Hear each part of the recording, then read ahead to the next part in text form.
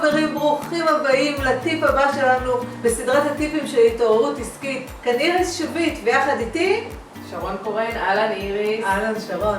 שלום לכם, טוב שחברתם אלינו. והיום אנחנו רוצות לדבר איתכם על קושי. בואו נודה על האמת, להיות בעל עסק או בעל קריירה זה לפעמים קשה. יש לנו הרבה מאוד אתגרים שאנחנו צריכים להתמודד איתם, הרבה פעמים אנחנו עושים את זה גם לבד, ויש לנו גם הרבה הנאות בעסק והרבה דברים כיפים, אבל הקושי הרבה פעמים הוא כמו עננה שחורה, והוא בעצם מעיב על כל מה שמענה בעסק ועל כל מה שכיף, ויוצר לנו איזושהי חוויה כללית של קשה. נכון מאוד. תודה שרון. אני רוצה באמת קצת לתת לכם איזה שהם חידודים ודיוקים בנושא הזה של קושי, כי כמו ששרון אמרה, מדובר בעצם על סוג של עננה, וכשהעננה הזאת מתיישבת מעלינו, אנחנו לא מצליחים לראות את השמש, אנחנו לא מצליחים לראות את השמיים, ואתם יודעים מה הכי בעייתי בעיניי? שאנחנו אפילו לא מסוגלים לדמיין את זה. יכול להיות הדמיון שלנו של דברים טובים, האופטימיות נעלמת, נמחקת. ככה זה נראה. אתם יכולים לראות קשה ומענה.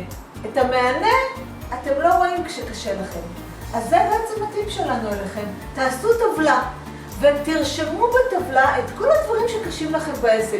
עשיתי פה איזושהי דוגמה קטנה עבורכם. למשל, אתם מתקשים בטכנולוגיה, או שקשה לכם להיות לבד אם אתם בעלי עסקים מהבית, או אתם ממש לא מסתדרים עם כל הקטע של מחירות, הנהלת חשבונות, שיווק, פרסום בפייסבוק ובגוגל, המון דברים שאנחנו עושים בתור בעלי עסק, שאנחנו רואים אותם ואנחנו, אין לנו חושך בעיניים.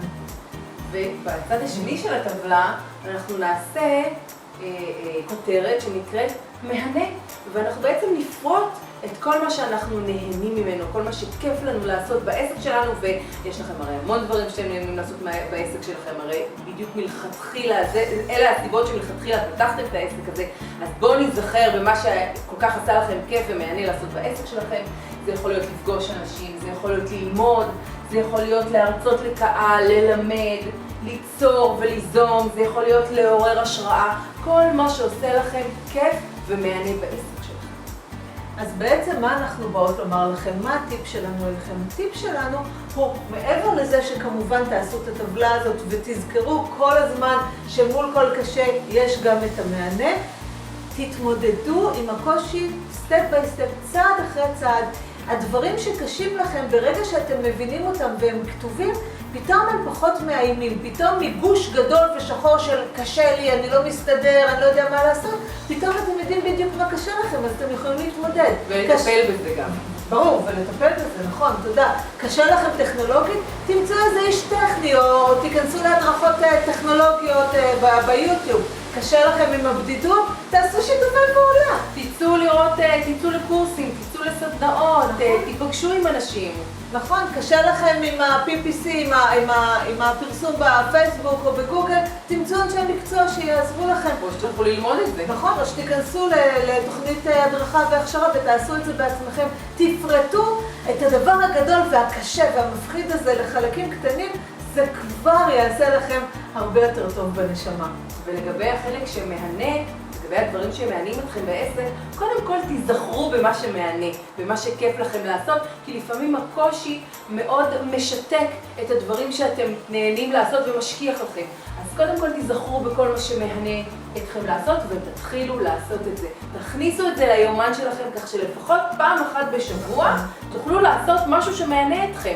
אם זה לפגוש אנשים, אם זה איזשהו קורס שתירשמו אליו כדי ללמוד פעם בשבוע, אם זה איזשהו מוצר חדש שאתם נורא רציתם לעשות כבר מלא זמן, תעשו יד ותלכו לעשות את זה, ותזמו ותיצרו את המוצר הזה, כי זה מה שיפיח לכם את התשוקה ואת השמחה ואת הרצון להמשיך ולחולל את העסק שלכם.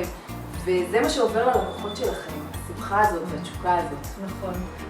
האנרגיה עוברת ללקוחות. האנרגיה, בהחלט האנרגיה. אז מה אנחנו בעצם מבקשות מכם עכשיו? לכו, תעשו את הטבלה שלכם, מה קשה לכם, מה מענה אתכם, תעשו את העבודה עם עצמכם ותשתפו אותנו, נכון? תספרו לנו איך זה היה, ומה זה עשה לכם בחיים העסקיים והאישיים שלכם. ואתם מוזמנים כמובן לשתף את הסרטון הזה, את הטיפ הזה שלנו, גם עם חברים שלכם, אנחנו מאוד מאוד נשמח לפגוש אתכם בטיפים הבאים שלנו. נכון. להתראות. ביי.